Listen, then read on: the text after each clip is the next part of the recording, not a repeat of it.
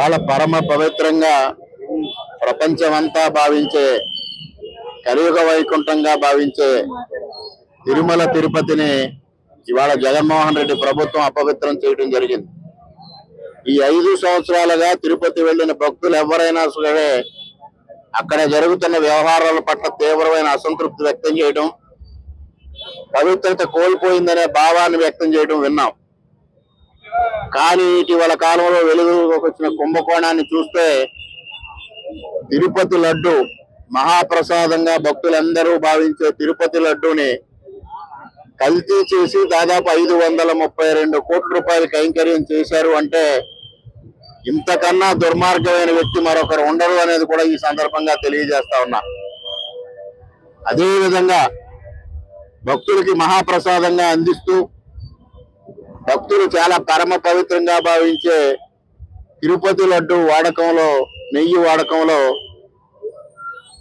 ఒడ్డు మాంసం, పంది మాంసం వాటి అవశేషాలు ఉన్నాయని తెలిసిన తర్వాత దేశవ్యాప్తంగా భక్తుల మనోభావాలు తీవ్రంగా దెబ్బతిన్నాయి.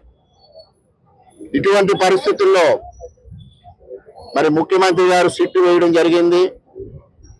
దీనికి బాధ్యులైన దోషులందరినీ కఠినంగా శిక్షించాలని ఇవాళ దేశవ్యాప్తంగా రాజకీయాలకు అతీతంగా ప్రతి ఒక్కరూ నినదిస్తా ఉన్నారు. సాక్షాత్తు ఇవాళ రాహుల్ గాంధీ గారు కూడా తిరుమల పవిత్రతను కాపాడాలి, తిరుపతి లడ్డు ఎవరైతే కల్తీ చేశారో ఆ దోషుల్ని కఠినంగా శిక్షించాలని డిమాండ్ చేయడం గమనార్హం. అదేవిధంగా ఇవాళ కేంద్ర ప్రభుత్వం కూడా ముఖ్యమంత్రి గారికి సూచనలు ఇచ్చింది. తప్పనిసరిగా దీనిపైన విచారణ చేసి దోషులను శిక్షించాలని. మరీ ఘోరమైనది ఇది. వాళ్ళ ప్రజలు ఏ విధంగా స్పందిస్తా ఉన్నారో చూస్తా ఉన్నాం. ముఖ్యంగా దేశవ్యాప్తంగానే కాదు, విదేశాల్లో కూడా దీనిపైన తీవ్రమైన నిరసన వ్యక్తం అవుతా ఉంది. ఎక్కడైనా కలియుగ దైవంగా భావించే వెంకటేశ్వర స్వామి విషయంలో అపచారం చేయడం అనేది చాలా దుర్మార్గం. ఆనాడు నందమూరి తారక రామారావు గారి హయాం నుంచి తిరుమల పవిత్రతను కాపాడడం కోసం అనేక చర్యలు తీసుకోవడం జరిగింది. అందరూ ముఖ్యమంత్రులు, అన్ని ప్రభుత్వాలు కూడా తిరుమల పవిత్రతను కాపాడింది. ఈ రాష్ట్రంలో ఇద్దరు వ్యక్తులు తిరుమలకి అపవిత్రతను ఆపాదించింది.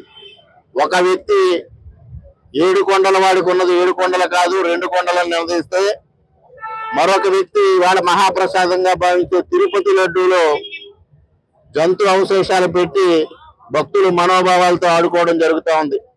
గత 5 సంవత్సరాలుగా చూసాం, రాష్ట్రంలో అనేక దేవాలయాలపైన, ధార్మిక సంస్థలపైన దాడులు జరిగాయి. అందరి మనోభావాలు దెబ్బతిన్నాయి.